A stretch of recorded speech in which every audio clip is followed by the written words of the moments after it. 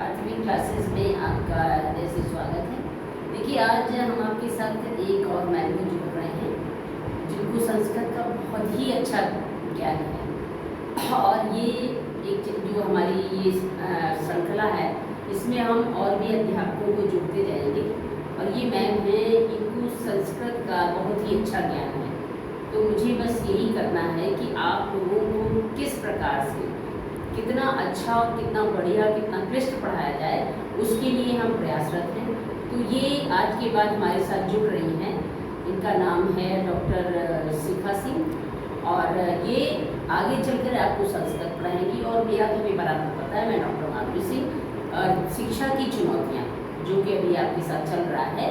और आज तो ये क्लास नहीं लेगी, कल से ये आपके साथ जुड़ जाएगी और संस्कृत को जो आपका सब्जेक्ट है, जो हमारी इसकी जननी है सब भाषाओं की, इसका इतना अच्छा और इतना क्लिष्ट ज्ञान देंगे कि आपको और कहीं जाने की आवश्यकता ही नहीं पड़ेगी। इसलिए इनके साथ जुड़ें और इनकी उसका सराहना करें और आगे भी बढ़ाएं लोगों को। हम इसी प्रकार से आपको ज्ञानवर्धन करते रहेंगे। और अब हम करते हैं क्लास शुरू। चलिए चलते हैं क्लास में। तो आप देख सकते हैं कि जो हमारा नेक्स्ट चल रहा था, उसमें आपका जो क्वेश्चन पहला है, वैदिक काल में ज्ञान प्राप्त करने की मुख्यतः 2 विधियाँ थी। जो हमारा वैदिक काल था उसमें 2 विधियों से पढ़ाया जाता था। पहले विधि क्या थी, जो इसमें ऑप्शन दिया, लिखना, पढ़ना, रटना या याद करना, तप, श्रुति या इनमें से कोई नहीं। तो देखिए क्या है कि जो इसमें सी ऑप्शन है आपका, ये सही करेक्ट आंसर है आपका, तप और श्रुति। तो नेक्स्ट आपका जो क्वेश्चन है, वैदिक काल में वैश्य वर्ण के बालकों का प्रवेश का क्या समय होता था? मैंने आपको बताया था ब्राह्मण का, क्षत्रिय का। अब आपको बताना है कि वैश्य, क्योंकि वैश्य वर्ण होता था ना, 4 हमारे वर्ण थे। तो इसमें आपने ब्राह्मण का पढ़ लिया था, क्षत्रिय का पढ़ लिया था। अब आप वैश्य वर्ण का जो प्रवेश है उसका टाइम क्या था? तो 10 वर्ष में या 8 वर्ष में या 12 वर्ष में या 14 वर्ष में। देखिए, मैंने यहाँ पर आपको आंसर पिक नहीं किया था, ये देखिए इसका करेक्ट आंसर है। तो जो नेक्स्ट है आपका वो क्या है, वैदिक काल में वैश्य वर्ण के बालकों का प्रवेश। तो इसका जो करेक्ट आंसर है वो क्या है, 12 वर्ष। नेक्स्ट आपका है, उपनयन शब्द का अर्थ होता है। जो ये उपनयन शब्द है, इसका क्या अर्थ होता है? तो देखिए, पास ले जाना या पढ़ना या अध्ययन करना या इनमें से कोई नहीं। जो इसका करेक्ट आंसर है, पास ले जाना। किसके? गुरु के पास ले जाना। यानी कि प्रारंभिक शिक्षा, जब हम कह सकते थे, पहले के जमाने में कहा था पाटी पूजा, जो पाटी जिसमें लिखते थे हम लोग, उसकी पूजा कराने जाते थे।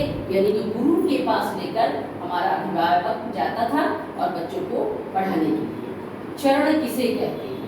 तो चरण क्या गोत्र होता है या शाखा होती है या एक प्रकार का विद्यालय होता है या शिष्य को चरण कहते हैं?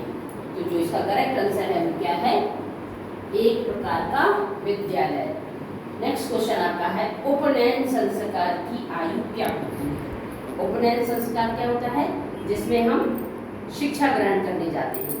तो 8 वर्ष होती है या 10 वर्ष होती है या 12 वर्ष होती है या 14 वर्ष होती है?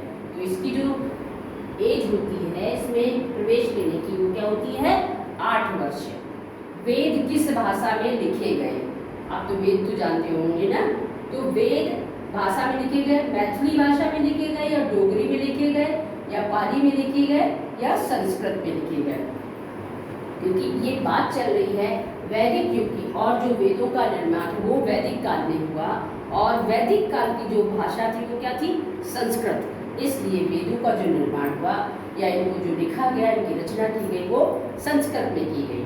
नेक्स्ट आपका क्वेश्चन है, वैदिक काल में शिक्षा का प्रमुख संस्कार क्या था? शिक्षा का जो प्रमुख संस्कार था वो क्या था, उपनयन संस्कार या उपसंपदा संस्कार या पपज्या संस्कार या सीमांतोन्नयन संस्कार? तो देखिए, इसमें जो है आपका ये आंसर है ऑप्शन बी, उपसंपदा संस्कार। गुरुकुल में शिक्षण सत्र होता था।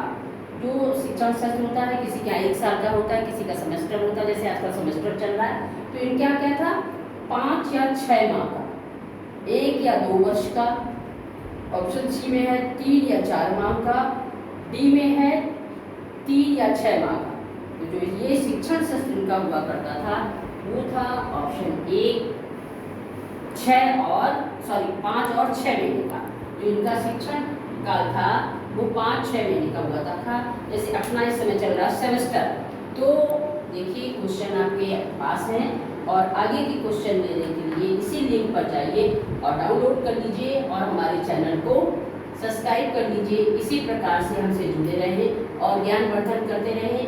और एक चीज़ आज अभी आपको हमने मिलाया था शिखा मैम से, जो कल से आपको संस्कृत का अध्ययन कराएंगी। तो इसी के साथ जय हिंद, जय भारत।